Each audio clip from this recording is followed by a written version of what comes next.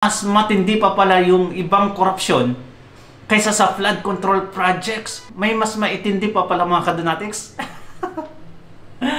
Ay, akala ko to the max na yung flood control kasi bilyon-bilyon na eh. Mayroon pa pala. At eto, panoorin natin. Bulok talaga yung sistemang ginagawa. Hindi lamang yung flood control, mas malala pa nga yung iba eh. Yung supply contracts para dyan sa road, yung mga road barrier, yung mga cat's eyes, yung dating mga netting, yung mga solar, street light, mas malala pa nga yung mga contracts dyan. Tama talaga mga kadonatics. Did you remember na isa sa mga videos natin mga kadonatics, kung saan si Mayor Magalong isiniwalat niya ang korupsyon sa distrito ni Luistro. Jean K. Luistro mga kadonatics, yung dimonyeta ng Kongreso. Yung cat's eye, yung bang ilaw sa gitna ng daan mga kadonatics, mag-iilaw yan paggabi to guide you. Ay grabe pala yun. Bilyon-bilyon din ang gasto. Tapos ang napunta sa project, milyon lang mga kadonatics. One of these days, i-upload ko yun. Gate ng senadora, kahit paano ay may nakikitang output sa flood control projects, pero mas malala ang mga kontrata na anyay kalokohan at kontrolado ng mga politiko. Eh syempre naman, pinapakialaman ng todo-todo ng mga politiko. Talaga naman ang sistema ay bulok at si Bonjing. Maraming pananagutan. Dagdag pa ni Marcos. Sisihin mo din yung kapatid mo kasi siya yung presidente, Madam Amy Marcos. Wag lang si Romualdez, dapat lahat sila. Di ba? Siya yung presidente, siya yung mga kadonatics, managot lahat. Ganun naman talaga yan. Ang liderato talaga ang managot. Maayos ang National Expenditure Program o NEP na galing Malacanang at DPWH. Pero biglang nagbabago kapag dumaan na sa deliberasyon. Pag yung GAA na yan, naging GAB na, masisindak naman kami dito sa Senado, yung mga flagship project ng Presidente, tanggal na, ilalagay sa unprogrammed na alachamba. Samantalang, yung mga kalokohan na per district, ayan, libo-libo, bilyon-bilyon, maabot ng trilyon-trilyon. Doon kami nagugulat eh.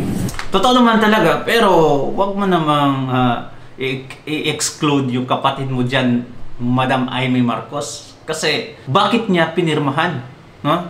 In the first place, di ba? Dapat inalam niya yung detalye ng mga projects na yan before niya pinirmahan. Kasi sagrado yan, pera ng taong bayan.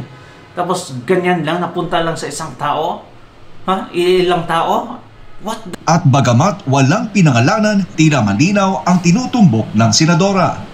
Wala namang sinasabi ko, nagsabi nun. Kasama yung Hansi. Maraming bonjing doon. Sampa ka ng daming baby bonjing. Pag sinita mo, nag-iiyakan. Ay nako, kawawang Pilipinas. Mga taga-ikalawang distrito Batangas, alam nyo ga na si Jinky Beatrix Luistro ay kurap? Ha? Bakit? Dahil siya ang may pagawa ng mga ilaw sa bypass road na kung tawagin ay cat eye. At ito ay nagmula sa Manghinaw Bawan hanggang Banaba, San Pascual.